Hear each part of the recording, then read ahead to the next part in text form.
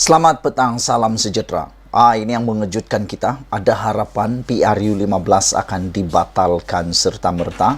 Ada harapan pembubaran parlimen tidak sah di sisi undang-undang.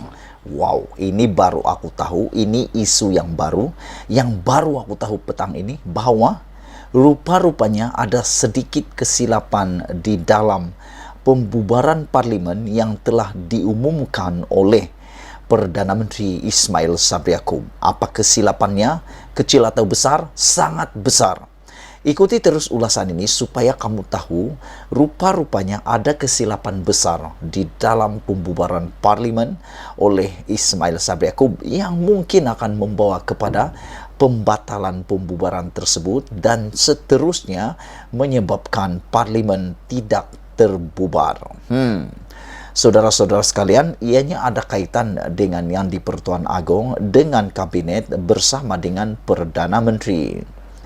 Hari ini, saudara-saudara yang dihormati sekalian, seorang ahli parlimen yaitu daripada Klang menyaman Perdana Menteri dan memohon supaya menghalang SPR mengadakan PRU 15. Penyandang parlimen Klang Charles Santiago memohon perintah mahkamah untuk menghentikan pilihan raya ke-15 daripada diadakan pada tahun ini. Dalam saman pemula yang difailkan di Mahkamah Tinggi Kuala Lumpur semalam, ahli parlimen DAP itu menamakan Perdana Menteri sementara iaitu Ismail Sabri Yaakob, Kerajaan Malaysia dan Suruhanjaya Pilihan Raya sebagai responden. Charles menuntut supaya satu deklarasi bahawa permohonan Ismail Sabri Yaakob kepada Yang di-Pertuan Agong untuk membubarkan parlimen adalah bercanggah dengan perkara 40 dalam kurungan 1 dan dalam kurungan 1A Perlembagaan Persekutuan. Menurut Charles lagi, permintaan untuk membubarkan parlimen tidak dibuat atas nasihat kabinet. Oleh itu, terbatal dan tidak sah. Wow, inilah dia satu kesilapan besar yang kalau diterima oleh mahkamah boleh memudaratkan pembubaran parlimen atau boleh membatalkan pembubaran parlimen kerana menurut akta atau perkara 40 dalam kurungan 1 dan kurungan 1A ini, Perdana Menteri menasihati Yang di-Pertuan Agong untuk membubarkan parlimen perlu mendapat nasihat kabinet dan ianya tidak berlaku.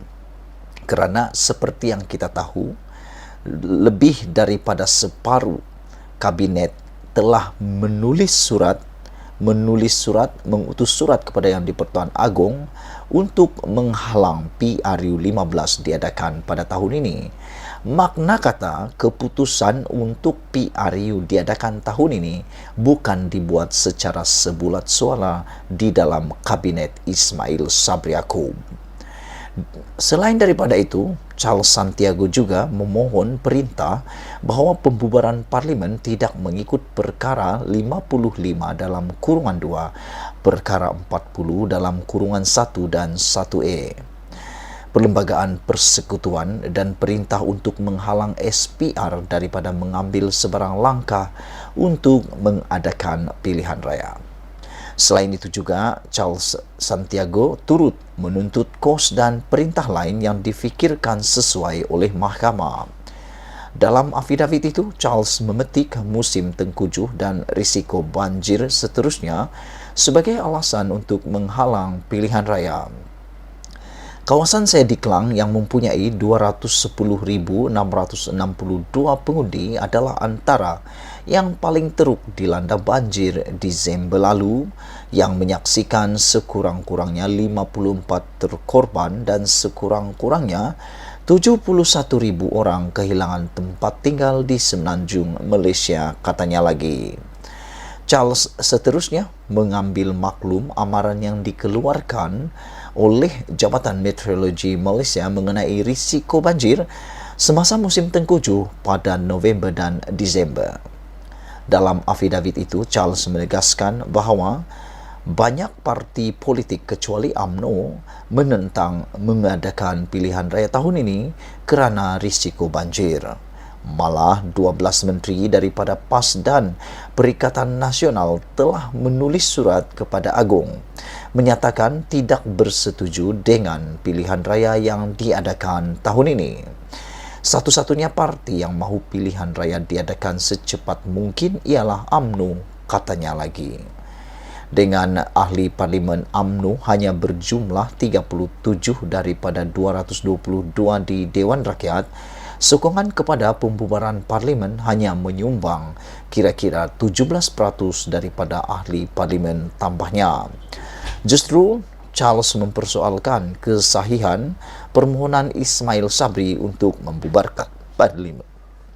Permohonan itu boleh dibuat kemudian, memandangkan penggal parlimen ke-14 hanya berakhir pada 16 Julai 2023. Bagaimanapun, atas sebab yang tidak diketahui, defendant pertama iaitu Ismail Sabri meminta pembubaran parlimen begitu hampir dengan musim banjir yang boleh menjejaskan hak pengundi untuk membuang undi, kata Charles lagi. Dalam satu kenyataan kemudian, Charles berkata beliau terpaksa mengambil tindakan undang-undang kerana surat berulang kalinya kepada SPR untuk meminta rancangan tebatan banjir tidak diendahkan. Memandangkan alasan di atas, saya amat percaya bahawa nasihat Ismail Sabri kepada Agong adalah terbatal. Akibatnya, saya juga percaya pembubaran parlimen tidak mempunyai kesan undang-undang. Dengan memfailkan saman pemula, saya ingin menyatakan secara mutlak bahawa saya tidak mencabar kuasa yang di-Pertuan Agong, tetapi hanya nasihat yang diberikan oleh Ismail Sabri. Peguam Surendran Anand mewakili Charles dalam kes itu dan perbicaraan telah ditetapkan di hadapan Hakim Ahmad Kamal pada 29 Oktober di Mahkamah Tinggi Kuala Lumpur. Itulah dia saudara, sebelum kita berpisah, tinggalkan komen anda untuk isu paling hangat baru pada petang ini, iaitu MP Klang saman Perdana Menteri mohon halang SPR diadakan pada PRU 15 ini, dan adakah PRU 15 akan dibatalkan kerana pembubaran parlimen yang tidak sah dan terbatal akibat daripada pelanggaran bercanggah dengan perkara 40 dalam kurungan 1 dan 1 kurungan E Perlembagaan Persekutuan. Hal ini kerana permintaan untuk membubarkan parlimen tidak dibuat atas nasihat kabinet, oleh itu terbatal dan tidak sah, kata Charles Santiago dalam samannya. Sekian dulu Malaysia kita punya, kita jaga sama-sama cintai Malaysiaku. Bye-bye.